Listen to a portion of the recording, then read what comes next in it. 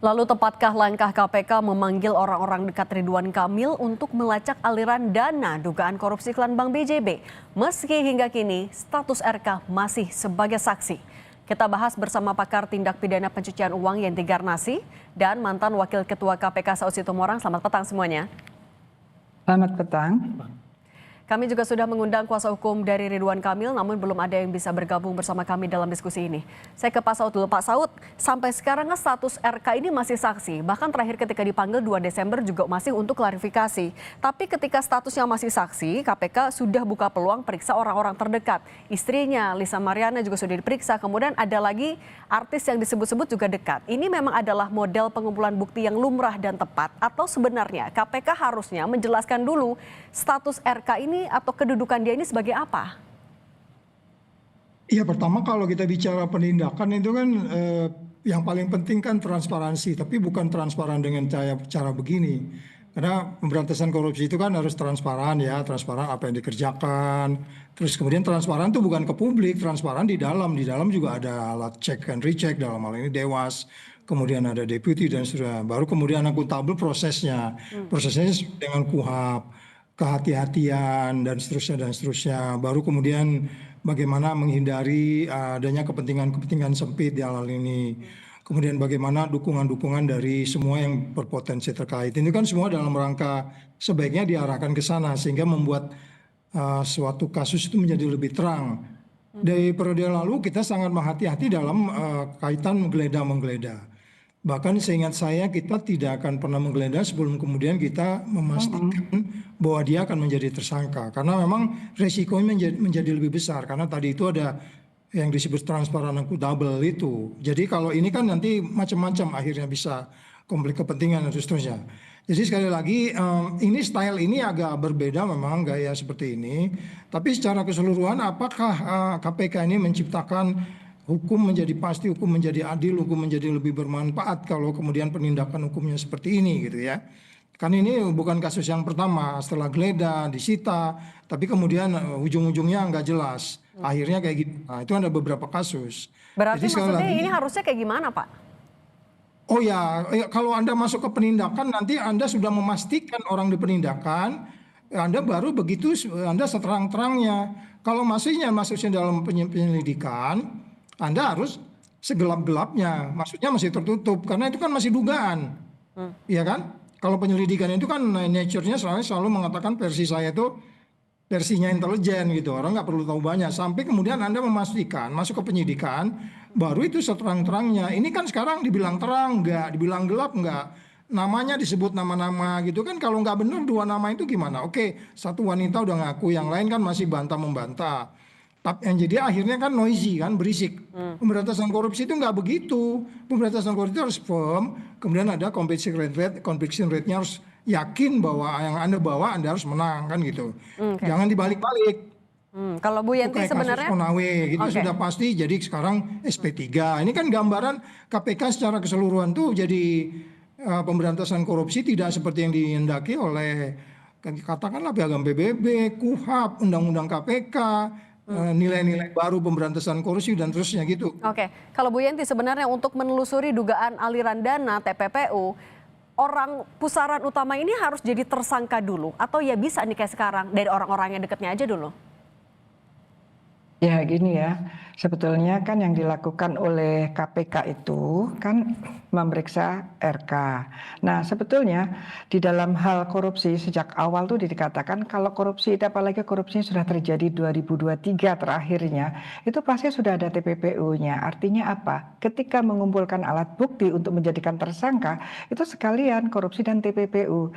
Jadi kalau orang-orang terdekatnya didekati dengan korupsi, kemungkinan besar dia tidak terlibat korupsi. Yang bisa melibatkan dia adalah ketika mereka itu terlibat menerima aliran dana korupsi. Harusnya seperti itu. Dengan adanya undang-undang TPPU itu mempermudah penyidik untuk sekaligus melihat aliran dana itu kemana. Kalau dalam undang-undang korupsinya sendiri tidak ada itu aliran dana kemana.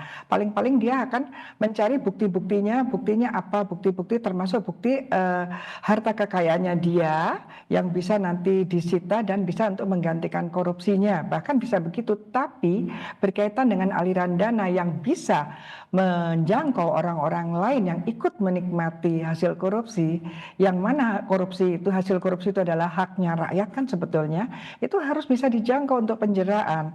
Jadi sejak awal KPK harusnya mengatakan bahwa ada kemungkinan memeriksa orang-orang terdekat, apakah itu istrinya ataukah teman-teman dekatnya, itu dalam kaitannya dengan adanya korupsi dan TPPU. KPK itu terlalu tidak mau mengatakan itu sedang melakukan pemeriksaan TPPU. Saya tidak tahu apa sebabnya ya. Karena bagi saya ketika KPK tidak mau menggunakan TPPU, ada kesan KPK itu melindungi orang-orang tertentu untuk tidak terjerat berkaitan dengan padahal mereka itu menikmati hasil korupsi. Jadi ini harus dipilah-pilah. Ini yang orang-orang disebutkan ini mau dikaitkan dengan undang-undang korupsinya atau undang-undang TPPU. Kalau seperti Lisa, seperti misalnya istrinya dan kemudian perempuan yang belakangan ini, kalau dengan korupsinya agak jauh gitu ya. Tapi kalau dengan TPPU-nya berkaitan dengan aliran dana, apalagi tadi ada indikasi bahwa perempuan tadi mengatakan, Mbak ibu-ibu tadi mengatakan bahwa ya saya dapatnya langsung dari yang bersangkutan. Yang bersangkutan mengatakan yang sebagai saksi ini, saksinya kok lama sekali, ini juga sama. Oke. Jadi kok masih saksi padahal sejak awal sudah digeledah ini. Tadi kalau Pak Saud mengatakan bahwa ini versinya beda ya, KPK sekarang yang dulu. Kalau harusnya kan tidak digeledah dulu gitu kan. Kalau saya berpikir karena sudah berani menggeledah berarti sudah sangat firm Pak Saud, hanya dia masih belum menyampaikan. Oke, kalau gitu kalau digeledah sekarang sudah firm harusnya. Nah Pak Saud kalau gitu udah penggeledahan, orang-orang sekitarnya sudah mau diperiksa, yang bikin statusnya ini masih tetap saksi, sebenarnya ganjalannya di mana? Apa yang masih ditunggu KPK? Iya, pertama kan kita punya pengalaman itu beberapa case itu udah digeledah, udah nggak apa, sampai hari ini kasusnya juga nggak ada follow up dengan baik, sehingga kalau penggeledahan itu kan sesuatu yang sudah berdapat. Kalau by definition untuk membuat terangnya sebuah kasus, bisa aja orang bilang menggeledah itu belum tentu tersangka. Tetapi kan ini peran dan bersangkutan kan sangat jelas dari awal. Bagaimana yang bersangkutan dinilai sebagai kaitannya langsung tidak langsung terhadap peristiwa pidana tersebut.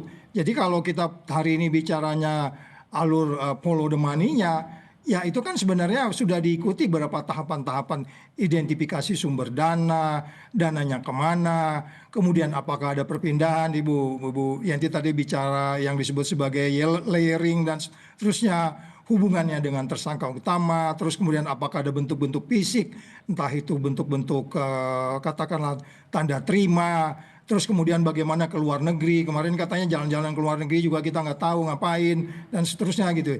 Jadi kalau kaitannya adalah follow the money dalam kaitan kemudian bagaimana asset tracing, ya itu kan nantinya untuk pengembalian. Tetapi ketika kemudian penyidik yakin ada peristiwa pidananya, ya udah, nggak usah ditunggu terlalu lama untuk kemudian dilakukan. Kalau soal nanti itu jumlah kan itu relatif ya. Yang paling penting adalah peristiwa pidananya sudah pultoid, ada terjadi, ada transaksi, even itu umpamanya 50 juta gitu. Kita kan biasa OTT cuma 50 juta, ini kan sampai ratusan, gede banget duitnya gitu. Pak Jadi Saud, sekali lagi, berarti sebenarnya KPK gitu tuh sudah punya modal untuk menetapkan tersangka. kalau saya sih nggak ragu, udah nggak ragu, ngapain juga nggak menggeledah rumah orang kalau nggak yakin, ya kan gitu. Oke, kalau gitu juga Pak Saud, RK kan saat diperiksa terakhir bilang berdalihnya jabatannya saat itu gubernur dan juga komisaris itu terlalu jauh untuk tahu teknis-teknis soal iklan BJB. Ini argumennya kuat nggak kalau dari KPK melihatnya? Semua orang tahu yang namanya BUMD itu siapa yang menentukan A sampai Z-nya di sana. Nggak berani juga itu yang namanya BUMD itu A sampai Z-nya ditentukan oleh yang menentukan komisaris dan segala macam tanda tangan dia kok. Kita ngapain jadi berpikir lari dari hal-hal yang logik lah. Itu kan hukum itu kan logik, argumentasi, nalar gitu ya.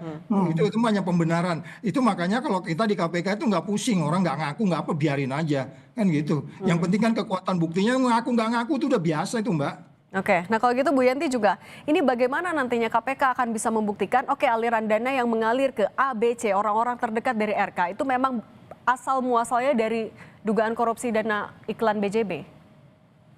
Ya, kembali ya, KPK itu harus memahami betul yang namanya TPPU itu apa. Kalau saya ya, jadi yang disangkakan menerima aliran, sampai yang sangkaannya masih korupsi, saya akan mengelak. Kenapa? Jadi kalau melihat aliran dana dari seseorang saksi dari sebuah korupsi, itu pasti pendekatannya TPPU.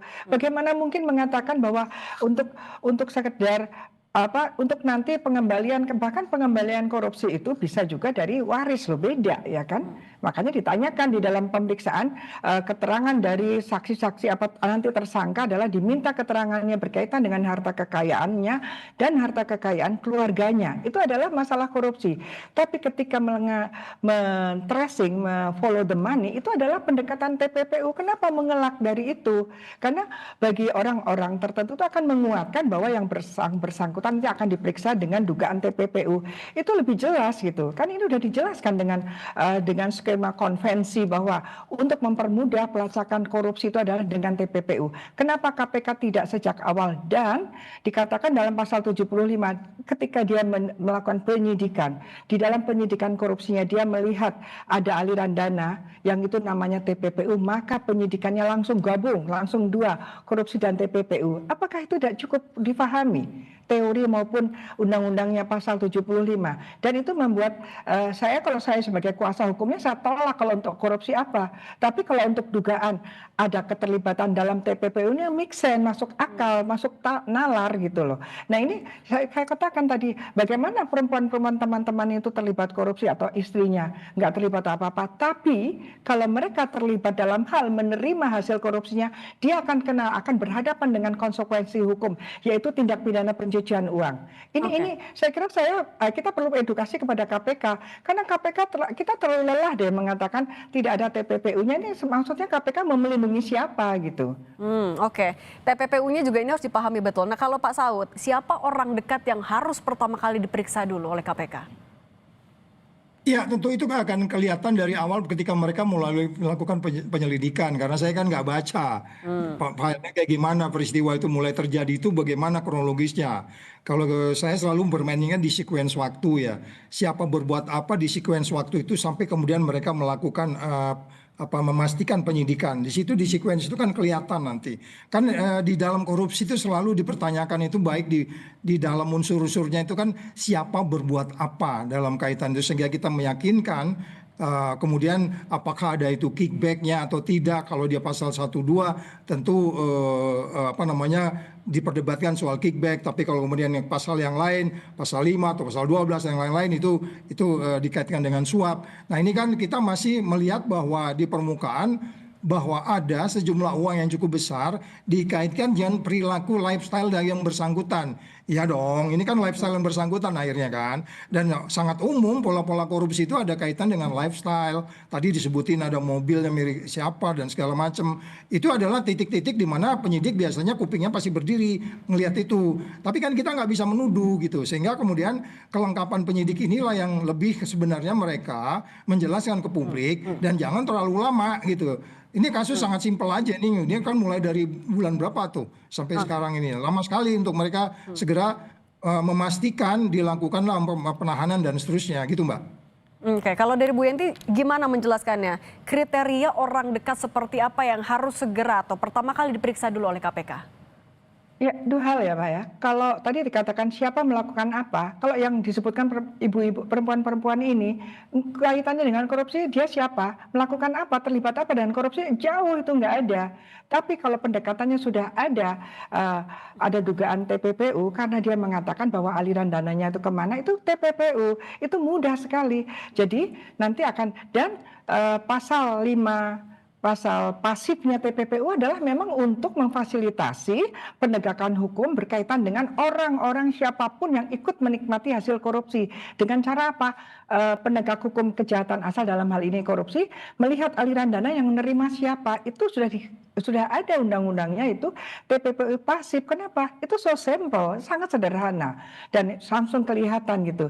Dan bagi orang-orang pun akan tahu, oh saya kena TPPU berarti keterlibatan saya berkaitan dengan orang yang diduga terlibat korupsi dan kemudian alirannya kepada saya. Itu mudah. Tapi kalau orang tiba-tiba dikaitkan dengan dugaan korupsi, bagaimana mereka terlibat korupsi? Kecuali dalam hal penerimaan dana budgeter berkaitan pengadaan belanja iklan, mereka ikut ini kan sangat jauh itu, tidak mungkin. Ya, dan istri, anak itu sangat mungkin terlibat TPPU, tapi kalau terlibat korupsi itu agak sulit. Kenapa penegak hukum mempersulit dirinya sendiri untuk kita sudah menunggu ini bahwa 2021 sampai 2023 bahwa ada fenomena-fenomena sosial yang lain, ya udahlah, itu bagi saya itu kalau fenomena sosial itu bukan hukum, saya tidak akan mengomentari ya. Tetapi kalau ada aliran dana yang memang itu adalah aliran kedua ya. Aliran pertama adalah dari dana budgeter yang harusnya kan tadi sih sayang harusnya itu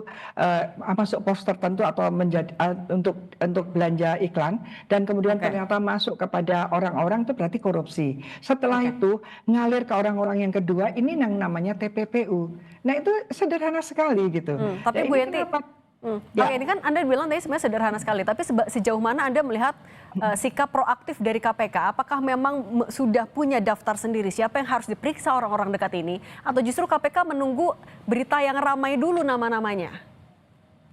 Ya, KPK sudah menyatakan bahwa tidak menutup kemungkinan, bahkan menyebutkan, bahkan menurut saya nggak usah disebutkan, langsung aja panggil-panggil gitu kan, karena KPK bukan sekedar dengar-dengar, tapi KPK sudah punya bukti-bukti. Buktinya dari mana? Tentu dari aliran dananya orang-orang yang terduga terlibat korupsi tadi mengalir kemana atau ada transaksi apa dan beli apa. Bisa saja tidak melalui transaksi perbankan, tapi misalnya ada pemberian cash, tapi di belakangnya ada perjanjian-perjanjian diketahui dan itu terjadi di kurun waktu setelah 21 sampai 23 itu. Artinya nanti akan kita lihat adakah kekayaan yang mengalir ke siapapun itu setelah terjadinya korupsi ini temposnya, dan bagi orang-orang yang terima aliran ini adakah penggelembungan atau adakah harta kekayaannya meningkat setelah terjadinya pemberian itu kan gampang sekali. Artinya gini, strateginya nampak, tinggal dicari